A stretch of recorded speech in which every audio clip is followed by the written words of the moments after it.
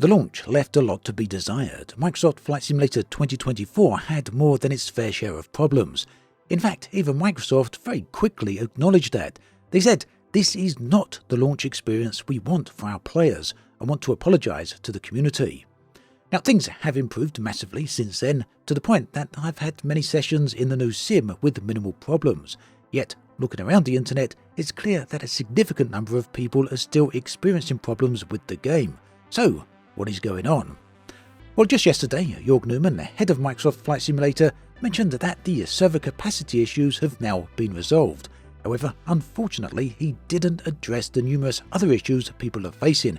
In some cases, these problems are game-breaking.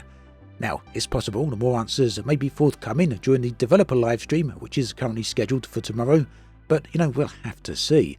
Either way, we have to talk about those other problems. I'm going to do some of that now. Before that though, for context, what were those server issues that Jörg referred to? Well, many people, including myself, were unable to get into the sim even.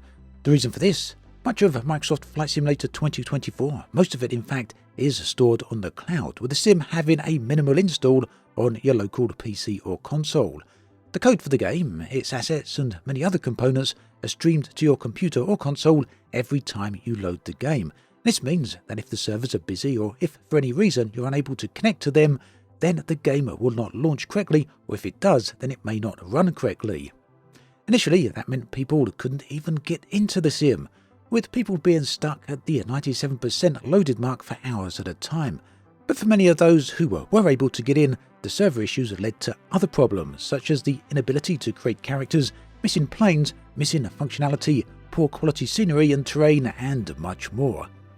Now, whilst Jörg has indicated the server capacity problems have now been resolved, there are still many other problems and people are none too happy about those.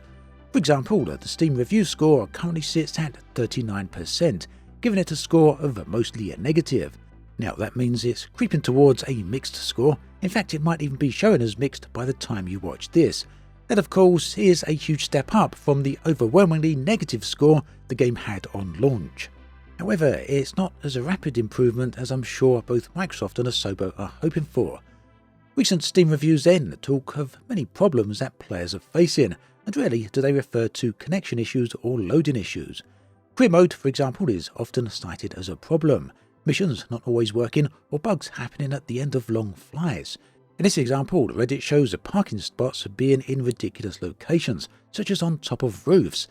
Now, this particular bug means that missions cannot be completed, and this right at the end of sometimes very often long flights, and yeah, understandably, some people would find that soul-crushing. The problem I had with career mode myself actually prevented me from even starting a career. When doing the first flight test and leaving the runway, I had to reach the upwind marker, and you have to reach this in order to progress to the next stage of the career. If you don't go there, or the next stage of the mission, if you don't reach that marker, it won't progress. The problem here, the upwind marker was set well over 3,000 nautical miles away. No way the plane could even reach that, and even if it could, it would be many hours. Now, restarting the mission didn't help. Resetting the career progress and choosing the same airport again also didn't fix the problem. The only way around it was to start the career at a different airport entirely. And looking online, it seems this is a fairly common problem, with a whole range of different airports affected. Elsewhere, turbulence and flight models are another thing that are criticised on the internet, as is the overbearing wind in the Cessna 172, where a small breeze can feel like 30 km/h gusts. So yeah, this Reddit meme really does capture that situation pretty well.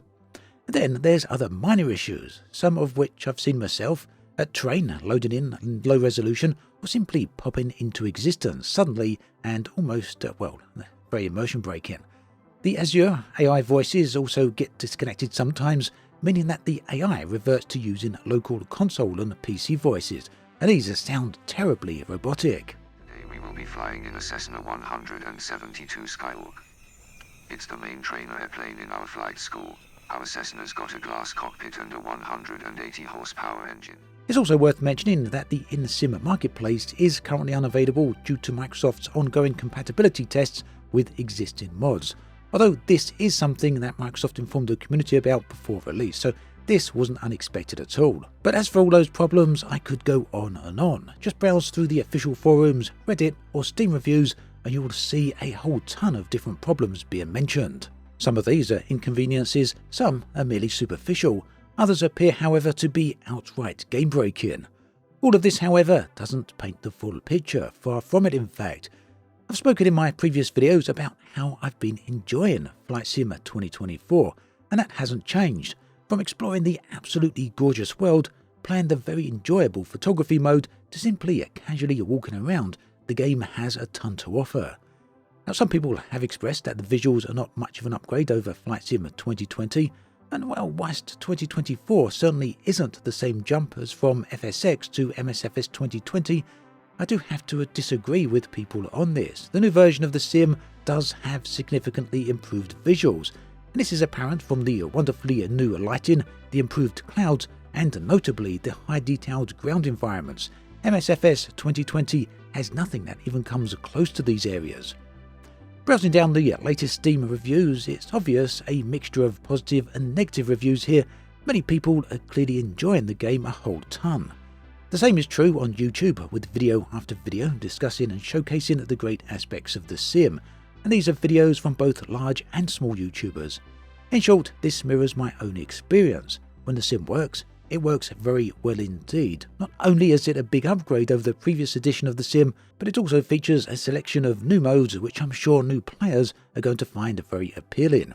Now naturally, this has quite understandably led to ongoing arguments over the gamification of MSFS 2024, but no, let's be real here. Microsoft Flight Simulator franchise has frequently dabbled on the game side of things. MSFS 2024 is not the first version of the sim to have missions and other such things, far from it.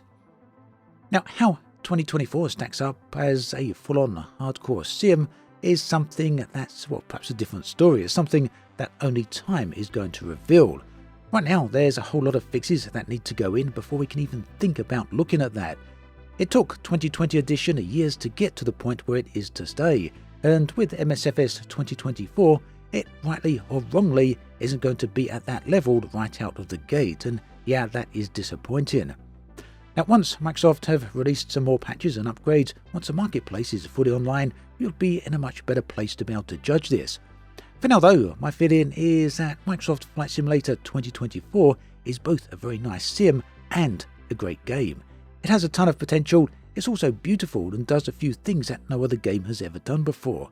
Unfortunately though, all of this is marred for many players by a variety of problems and hurdles, and some of these problems kind of feel like they're inexcusable, and they're really things that people shouldn't have to constantly face. And that side of things is indeed extremely disappointing. At this point then, I'm looking forward to two different things.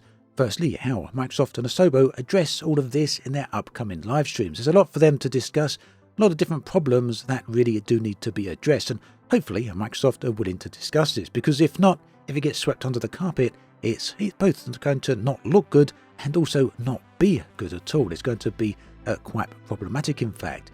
Secondly, I'm also looking forward to spending more time with the sim, because when it works, it is a lot of fun. Let me know below your thoughts and feelings on all of this in the comments section below. Do look forward to hearing from you. As always, take care, and I'll catch you next time.